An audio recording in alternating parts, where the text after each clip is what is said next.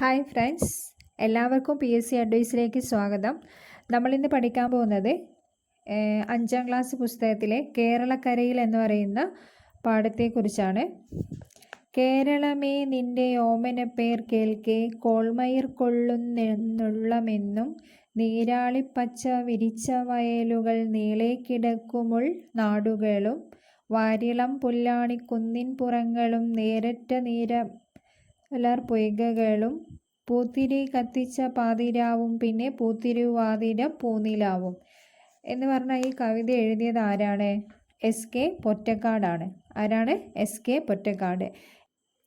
ഇന്ത്യയുടെ തെക്കേ അറ്റത്തായി കിഴക്ക് പശ്ചിമഘട്ടത്തിനും പടിഞ്ഞാറ് അറബിക്കടലിനും ഇടയിൽ സ്ഥിതി ചെയ്യുന്ന ഭൂപ്രദേശമാണ് കേരളം. ഇന്ത്യയുടെ തെക്കേ അറ്റത്തായി കിഴക്ക് പശ്ചിമഘട്ടത്തിനും പടിഞ്ഞാറ് അറബിക്കടലിനും ഇടയിൽ സ്ഥിതി ചെയ്യുന്ന ഭൂപ്രദേശം ഏതാണ്? കേരളം. കേരളത്തിൻ്റെ അയൽ സംസ്ഥാനങ്ങൾ തമിഴ്നാട്, കർണാടക. കേരളത്തിൻ്റെ അയൽ സംസ്ഥാനങ്ങൾ തമിഴ്നാട്, കർണാടക. കേരളത്തിലെ ജില്ലകളുടെ എണ്ണം 14. കേരളത്തിലെ ജില്ലകളുടെ എണ്ണം 14. കേരളത്തിലെ ഏറ്റവും ചെറിയ ജില്ല ആലപ്പുഴ. കേരളത്തിലെ ഏറ്റവും ചെറിയ ജില്ല ആലപ്പുഴ. കേരളത്തിലെ ഏറ്റവും വലിയ ജില്ല പാലക്കാട്. കേരളത്തിലെ ഏറ്റവും വലിയ ജില്ല പാലക്കാട്. കേരളത്തിൽ കടൽ തീരമില്ലാത്ത ജില്ലകൾ കോട്ടയം, ഇടുക്കി, പാലക്കാട്, പത്തനംതിട്ട, വയനാട്. അതിങ്ങനെ ആലോചിച്ചാൽ മതി. പാലക്കാട്, പത്തനംതിട്ട, കോട്ടയം, ഇടുക്കി, വയനാട്. അപ്പം ഈ സ്ഥലങ്ങളിലൊന്നും എന്തില്ല? കടൽ തീരം ഇല്ല. സമുദ്രനിരപ്പിൽ നിന്നുള്ള ഉയരത്തെ അടിസ്ഥാനമാക്കി കേരളത്തിൻ്റെ ഭൂപ്രകൃതിയെ നമുക്ക് 3ആയി തരംതിരിക്കാം. കേരളത്തിൻ്റെ ഭൂപ്രകൃതി വിഭാഗങ്ങൾ ഏതെല്ലാം? അപ്പോൾ മലനാട്, ഇടനാട്, തീരപ്രദേശം. ഇങ്ങനെയാണ് 3ആയിട്ടാണ് തരംതിരിച്ചിരിക്കുന്നത്. ഇനി നമുക്ക് മലനാടിനെ കുറിച്ച് പഠിക്കാം. സമുദ്രനിരപ്പിൽ നിന്ന് ഏകദേശം 75 മീറ്റർ കൂടുതൽ ഉയരമുള്ള പ്രദേശമാണ് മലനാട്.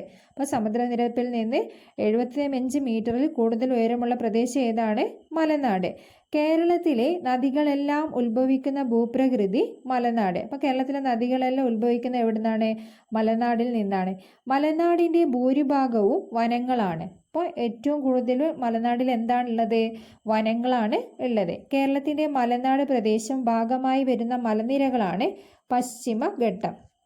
കേരളത്തിൻ്റെ മലനാട് പ്രദേശമായി വരുന്ന മലനിരകൾ ഏതാണ്?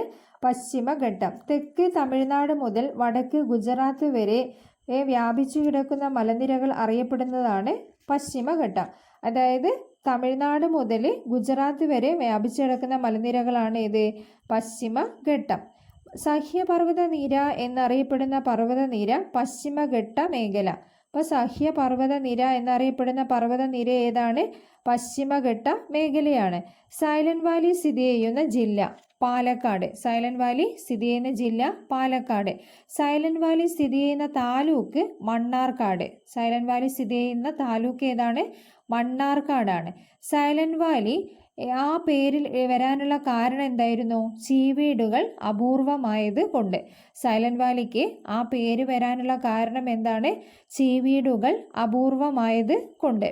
സൈലന്റ് വാലിയിൽ കാണപ്പെടുന്ന വംശനാശ ഭീഷണി നേരിടുന്ന ജീവി സിംഹവാലൻ കുരങ്ങ്. സൈലന്റ് വാലിയിൽ കാണപ്പെടുന്ന വംശനാശ ഭീഷണി നേരിടുന്ന ജീവി ഏതാണ്? സിംഹവാലൻ കുരങ്ങ്.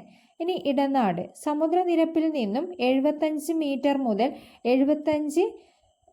7.5 മീറ്റർ മുതൽ 75 മീറ്റർ വരെ ഉയരമുള്ള ഭൂപ്രദേശങ്ങളാണ് ഇടനാട്. അപ്പോൾ സമുദ്രനിരപ്പിൽ നിന്ന് 7.5 മീറ്റർ മുതൽ 75 മീറ്റർ വരെ ഉയരമുള്ള ഭൂപ്രദേശം അറിയപ്പെടുന്നത് എന്താണ്? ഇടനാട്. ചെറിയ കുന്നുകളും താഴ്വരകളും നദീതടങ്ങളുമെല്ലാം പ്രത്യേകമായി വരുന്ന ഭൂപ്രകൃതിയാണ് ഇടനാട്. അപ്പോൾ ഇടനാടിൽ എന്തെല്ലാം ഉള്ളത്? ചെറിയ കുന്നുകൾ, താഴ്വരകൾ, നദീതടങ്ങളെല്ലാമാണ് ഉള്ളത്. ഇടനാടിൻ്റെ കിഴക്കേ അതിരാണ് മലനാട്. അപ്പോൾ ഇടനാടിൻ്റെ കിഴക്കേ അതിര് മലനാട്. ഇടനാടിൻ്റെ പടിഞ്ഞാറേ അതിര് തീരപ്രദേശം. ഇടനാടിൻ്റെ കിഴക്കേ അതിര് മലനാടും ഇടനാടിൻ്റെ പടിഞ്ഞാറേ അതിരെന്താണ്? തീരപ്രദേശവുമാണ്. ഇനി തീരപ്രദേശത്തെക്കുറിച്ച് പഠിക്കാം. സമുദ്രനിരപ്പിൽ നിന്ന് 7.5 മീറ്റർ വരെ ഉയരമുള്ള ഭാഗമാണ് തീരപ്രദേശം. അപ്പോൾ സമുദ്രനിരപ്പിൽ നിന്ന് 7.5 മീറ്റർ വരെയുള്ള പ്രദേശമാണ് എന്ത്? തീരപ്രദേശം. പൊതുവെ മണൽ നിറഞ്ഞ ഭൂപ്രദേശമാണ്. കേരളത്തിൽ അതികഠിനമായ ചൂടോ തണുപ്പോ അനുഭവപ്പെടാതിരിക്കാനുള്ള പ്രധാന കാരണം കടലിൻ്റെ സാമീപ്യമാണ്. അപ്പോൾ കേരളത്തിൽ അതികഠിനമായ ചൂടോ അല്ലെങ്കിൽ തണുപ്പോ ഒന്നും ഇല്ലാത്തതിന് കാരണം എന്താണ്? കടലിൻ്റെ സാമീപ്യമാണ്. ഇനി കേരളത്തിലെ കാലാവസ്ഥ. കേരളത്തിൽ ഏറ്റവും കൂടുതൽ മഴ ലഭിക്കുന്ന കാലം തെക്ക് പടിഞ്ഞാറൻ മൺസൂൺ. അപ്പോൾ കേരളത്തിൽ ഏറ്റവും കൂടുതൽ മഴ ലഭിക്കുന്ന കാലം തെക്ക് പടിഞ്ഞാറൻ മൺസൂൺ. തെക്ക് പടിഞ്ഞാറൻ മൺസൂൺ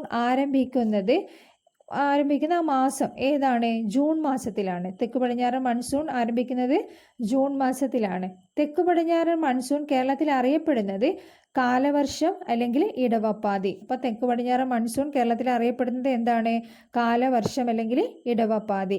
കേരളത്തിൽ തുലാവർഷം അനുഭവപ്പെടുന്ന മാസങ്ങൾ ഒക്ടോബർ മുതൽ ഡിസംബർ വരെ. കേരളത്തിൽ തുലാവർഷം അനുഭവപ്പെടുന്ന മാസങ്ങൾ ഒക്ടോബർ മുതൽ ഡിസംബർ വരെ. വടക്ക് കിഴക്കൻ മൺസൂൺ മഴക്കാലം കേരളത്തിൽ അറിയപ്പെടുന്നത് തുലാവർഷം. അപ്പോൾ വടക്ക് കിഴക്കൻ മൺസൂണാണ് എന്തറിയപ്പെടുന്നത്? തുലാവർഷം എന്ന് അറിയപ്പെടുന്നത്.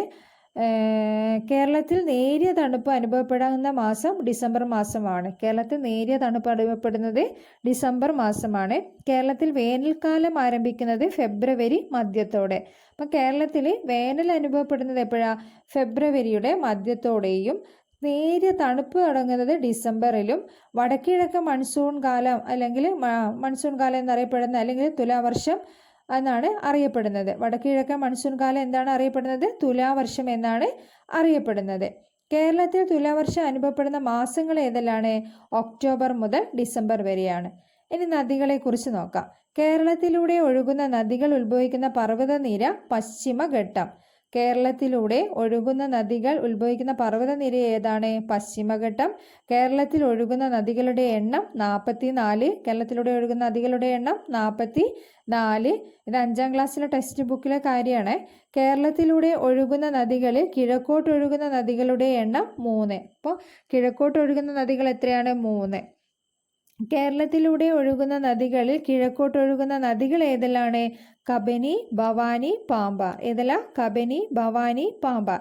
കേരളത്തിലെ ഏറ്റവും നീളം കൂടിയ നദിയാണ് പെരിയാർ. കേരളത്തിലെ ഏറ്റവും നീളം കൂടിയ നദി ഏതാണ്? പെരിയാറാണ്. കേരളത്തിലൂടെ ഒഴുകുന്ന നദികളിൽ പടിഞ്ഞാറോട്ട് ഒഴുകുന്ന നദികളുടെ എണ്ണം 41.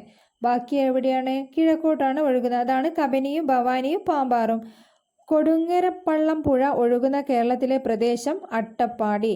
കൊടുങ്ങരപ്പള്ളം പുഴ ഒഴുകുന്ന കേരളത്തിലെ പ്രദേശം ഏതാണ്? അട്ടപ്പാടി.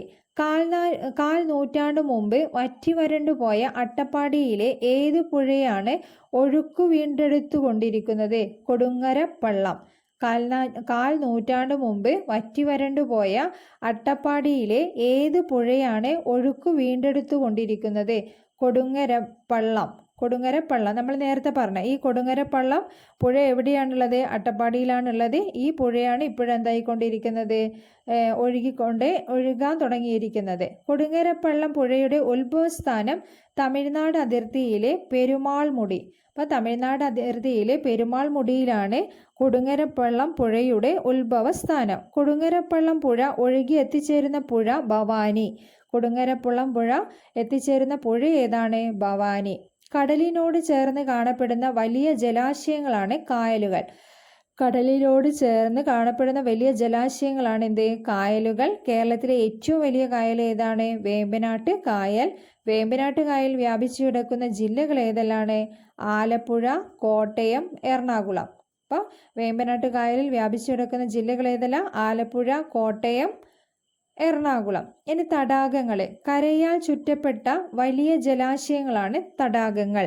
കരയാൽ ചുറ്റപ്പെട്ട വലിയ ജലാശയങ്ങളാണ് എന്ത്? തടാകങ്ങൾ. കേരളത്തിലെ ഏറ്റവും വലിയ ശുദ്ധജല തടാകം ശാസ്താംകോട്ടയാണ്. ശാസ്താംകോട്ട തടാകം സ്ഥിതി ചെയ്യുന്ന ജില്ല കൊല്ലം ജില്ല. അപ്പോൾ ശാസ്താംകോട്ട എവിടെയാണ്? കൊല്ലം ജില്ലയിലാണ്. കേരളത്തിലെ ഏറ്റവും വലിയ ശുദ്ധജല തടാകമാണ് ശാസ്താംകോട്ട. ഇനി കൃഷിയും ജനജീവിതവും. കേരളത്തിൻ്റെ തീരപ്രദേശങ്ങളിൽ മുഖ്യമായും കൃഷി ചെയ്യുന്ന വിളകളാണ് തെങ്ങ്, നെല്ല്. കേരളത്തിൻ്റെ തീരപ്രദേശങ്ങളിൽ മുഖ്യമായും കൃഷി ചെയ്യുന്ന വിളകൾ ഏതാണ്? തെങ്ങ്, നെല്ല്. തേയില, ഏലം, കുരുമുളക് എന്നീ വിളകൾക്ക് ഏറെ അനുയോജ്യമായ കേരളത്തിലെ ഭൂപ്രദേശം മലനാട്. തേയില, ഏലം, കുരുമുളക് എന്നീ വിളകൾക്ക് ഏറെ അനുയോജ്യമായ കേരളത്തിലെ ഭൂപ്രദേശം ഏതാണ്? മലനാട്. കേരളത്തിൻ്റെ ദേശീയ ഉത്സവം ഓണം. കേരളത്തിൻ്റെ ദേശീയ ഉത്സവം ഓണം. ചിങ്ങമാസത്തിലെ വിളവെടുപ്പുമായി ബന്ധപ്പെട്ട കേരളത്തിലെ ഉത്സവമാണ് ഓണം. കേരളത്തിൽ റെയിൽപാതകൾ ഇല്ലാത്ത ജില്ലകൾ ഇടുക്കി, വയനാട്. അപ്പോൾ കേരളത്തിൽ റെയിൽപാതകൾ ഇല്ലാത്ത ജില്ലകൾ ഏതാണ്? ഇടുക്കിയും വയനാടും. അപ്പോൾ ഇത്രയും കാര്യങ്ങളാണ് 5ാം ക്ലാസ്സിൽ കേരളക്കരയിൽ എന്ന് പറയുന്ന പുസ്തകത്തിലുള്ളത്. അപ്പം നമ്മൾ കേരളത്തിനെ പറ്റിയിട്ട് കുറേ കാര്യങ്ങൾ പഠിച്ചതാണ്. അപ്പോൾ SCERT പുസ്തകത്തിലെ കാര്യങ്ങളും കൂടെ നമ്മൾ എന്താക്കണം? പഠിച്ചു വെക്കണം. കാരണം എന്തുകൊണ്ടാണ്? LGSന് സ്കൂൾ ക്ലാസ്സിലുള്ള ക്വസ്റ്റ്യൻസും ചോദിക്കാൻ സാധ്യതയുണ്ടാവും കൂടുതൽ. കാരണം 7 ക്ലാസ് വരെയാണ് എന്ത് പറയുന്നത്? LGSൻ്റെ ബേസ് എന്ന് പറയുന്നത്. അപ്പോൾ വീഡിയോ ഇഷ്ടമായാൽ എല്ലാവരും എന്ത് ചെയ്യുക? സബ്സ്ക്രൈബ് ചെയ്യുക, ഷെയർ ചെയ്യുക, ലൈക്ക് ചെയ്യുക. Okay, by.